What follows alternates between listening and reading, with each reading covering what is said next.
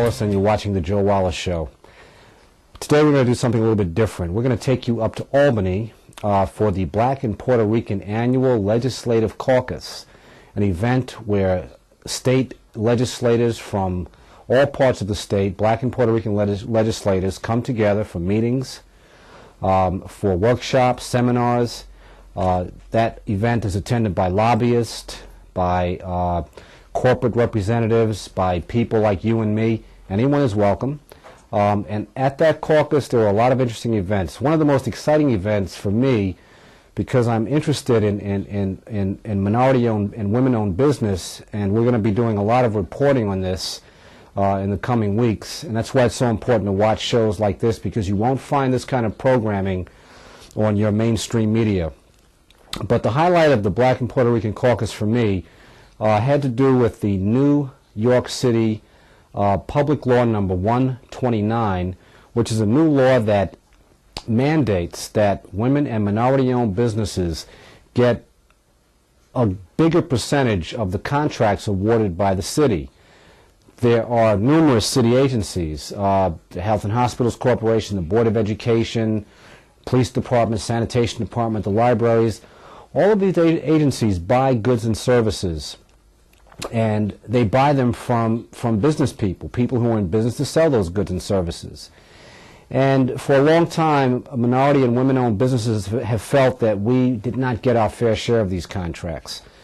But all that is getting ready to change as a result of some very dynamic new legislation, again called New York City Local Law number 129, which sets goals. It has rules for compliance. It's a very interesting law. Now, this law has to do with affirmative action. You may recall a long time ago, 20 years ago, after the Civil Rights Movement, there were very strong affirmative action laws on the books, but a Supreme Court ruling called Richmond versus Croson dismantled a lot of those laws. That Supreme Court ruling said that unless a municipality could prove that there was discrimination, that municipalities were not allowed to set goals and targets for minority and women-owned business. But people fought back, and they were able to get a concession against that ruling, which was called the concept of a disparity study, which meant that if a municipality could do a study and prove that there was discrimination, they could then set goals and targets for minority and women-owned businesses. Well, New York City has done that disparity study, and it did, as you can well imagine, prove that there has been discrimination against minority and women-owned businesses in the awarding of contracts by city agencies and by the subcontractors for those city agencies. So this new law mandates that women and minority-owned businesses who want to do business with the City of New York to include minority and women-owned businesses in the billions of dollars in goods and services and contracting that's awarded each year by the city. So you'll see a panel discussion by some of those who've come together to help push this law. At the end of the program, we urge you to visit the website of the New York City Department of Small Business Services. You'll see the web address and take a look. If you're a woman or minority-owned business, download the forms for certification, because you must be certified in order to participate.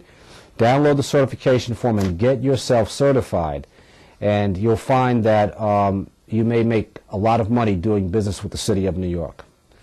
Let's take a look at this panel discussion. On how we created this disparity study. It is in the back of your packages. If you registered, it is in the back. The actual legislation is there. It's called a bill, but it is not a bill. It's now a law. On the 29th of December in the year of our Lord, 2005, it was signed into law by Mayor Bloomberg. So it is now a law.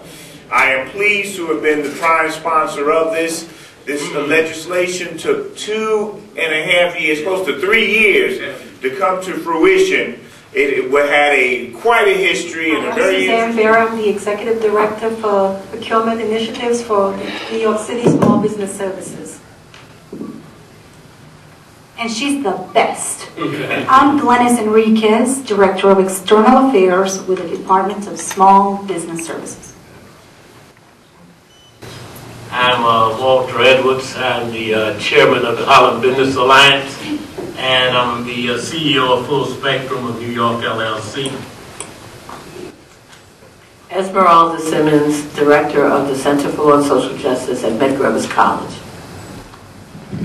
John Flatteau, Principal at North Star Development Corp. And affiliated with Medgar Evers College.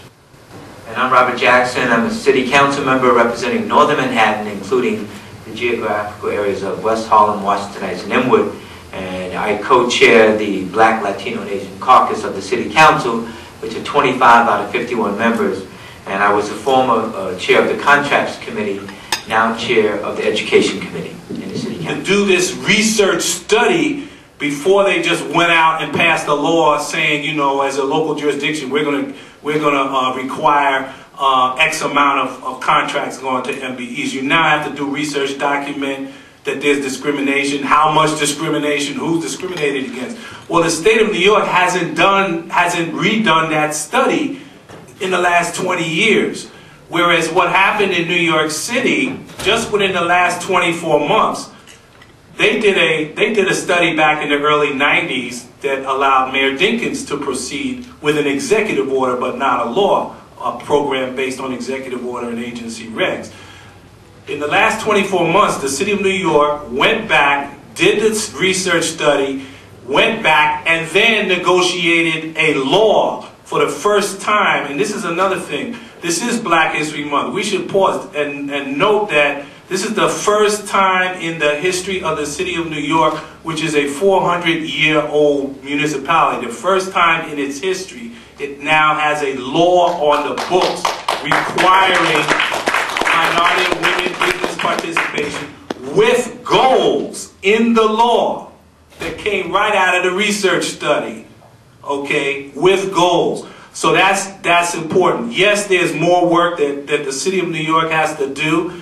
The key implementers are going to be the New York City Department of Small Business Services is identified in the law as the key administrative agency, and the Mayor's Office of Contracts is another critical player on the executive side. And then the City Council is written into that legislation as a partner or a co-partner with that program, so that whoever chairs, for example, the Contracts Committee in the City Council will be the Legislative Oversight Committee for that program. So all of this has been put in place within the City of New York just within the last 24 months. These elements are not in place as far as the state of New York. Now, was anybody in the room here last year? In this very room a year ago, you should recognize a lot of these faces here. We were here, and a year ago we reported on a study which had just been completed, and we urged that the state of New York get on top of it so they can't even proceed with the kind of what I believe is substantive legislation which the City of New York has now put in place, an MWB program with the force of law. The one element that I think is lacking, that still needs to come to the table with the city program, is dollars, appropriations, budgets. Darrell Green, for example, mentioned in his presentation this morning that a private developer is trying to put together a multi-million-dollar working capital fund for MWBEs just on his project.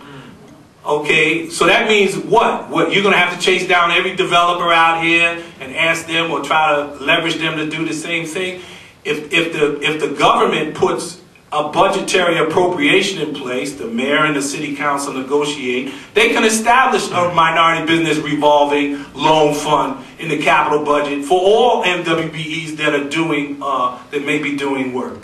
So I think I've spoken more than I need to at this point, but there are other speakers here, so I'll have more to say later.